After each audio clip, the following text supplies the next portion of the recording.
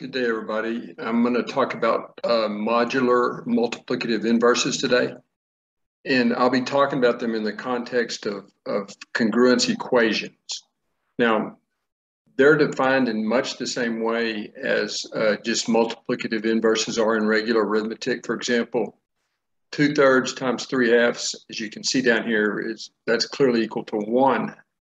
And it's the very same thing if you look at the definition of multiplicative inverses.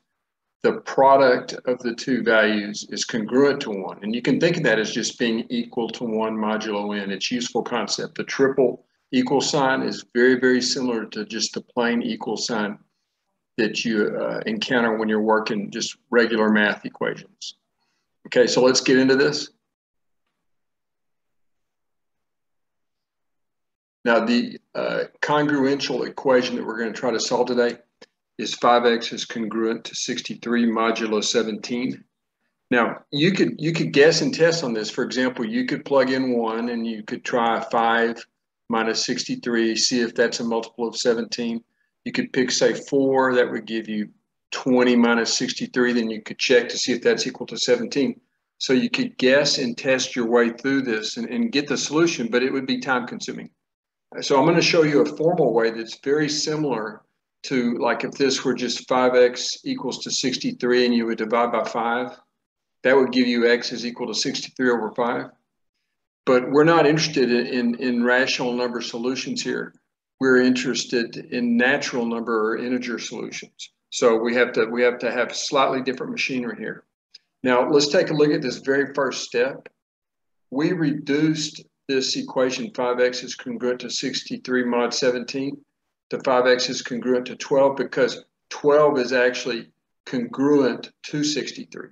Now, you can see that 63 is equal to 3 times 17 plus 12. So 12 is actually the remainder when you divide 63 by 17. So solving this equation here, this is the reduced version of this equation up here. I hope you guys can see that. I've highlighted both of them. This is the equation we're trying to solve up here in the top right-hand corner. 5x is congruent to 63 mod 17, but it reduces mod 17 to this congruence right here. So already we're working with smaller numbers.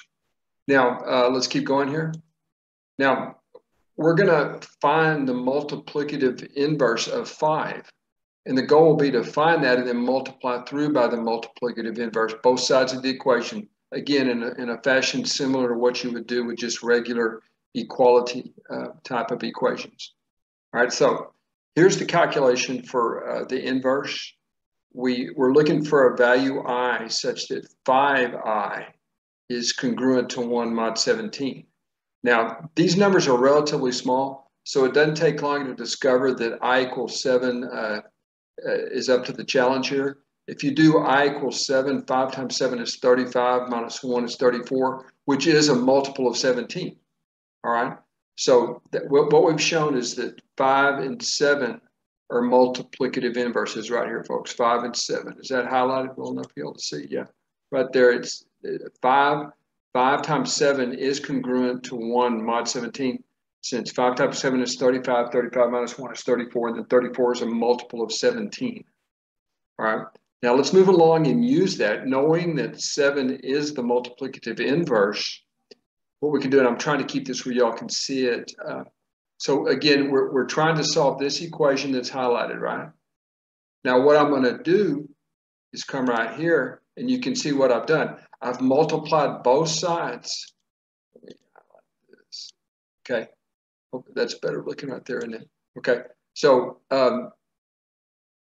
this highlighted piece right here is nothing more than this piece up here multiplied by 7. And that's, again, I know it sounds crazy, but that's like dividing this equation by 5. We're multiplying 5 by its multiplicative inverse, all right? And so let's carry on right here. Now, what happened here? Okay.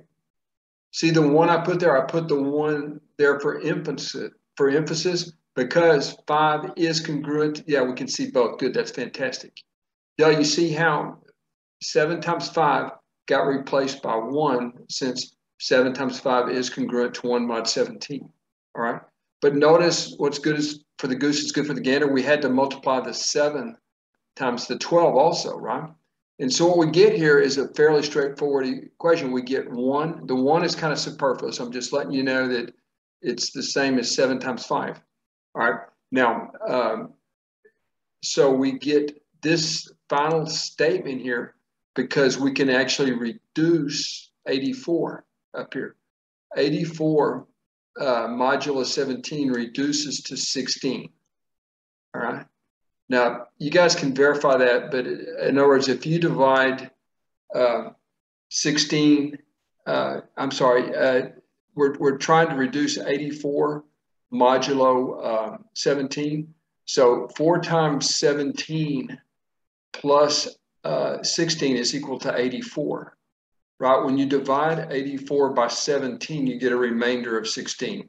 Again, when you divide 84 by 17, you get a remainder of 17. 84 is equal to 4 times 17 plus 16.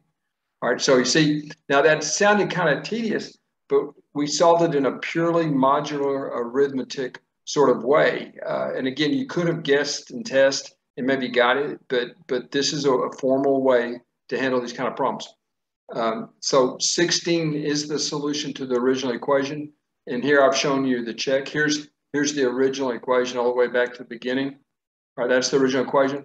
Notice that if you substitute 16 in there, 5 times 16 is 80. 80 minus 63 is a multiple of 17, actually 17 in this case.